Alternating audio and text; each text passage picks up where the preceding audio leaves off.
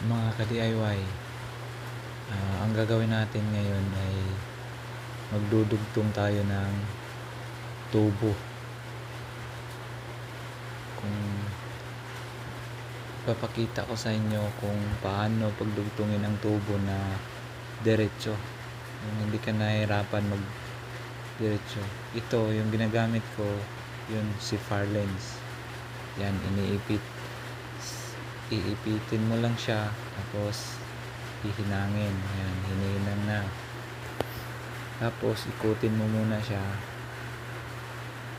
saka mo itaking mo na naman. Yan, katulad ng ginagawa na yan, tinaking. Katapos ikot mo ulit.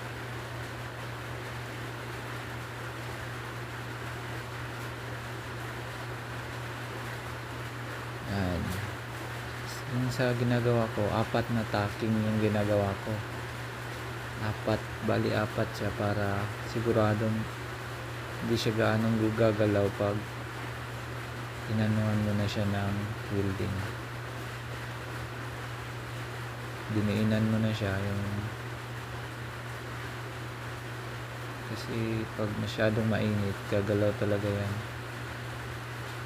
Tapos yan, nilayo ko na yung ano niya, yung clip niya, yung ipit. Ayan. Ganyan.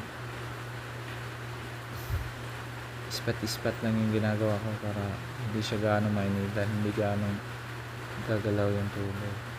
Pero okay na yan, matibay na rin. Saka nilagyan ko naman siya ng gap ng konti. Lusaw naman siya. Yan. Saka mo siya ngayon ispat-ispatan. Fold.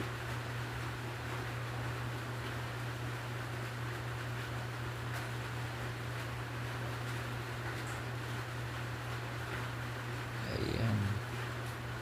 Kulang na lang. Ayan, tapos na. O, diba? Napakatuwid ng ano niya. Yung finished product. Kahit ipagulong mo pa yan, diretsong diretso. Yun. Subukan nating ipagulong. Yun.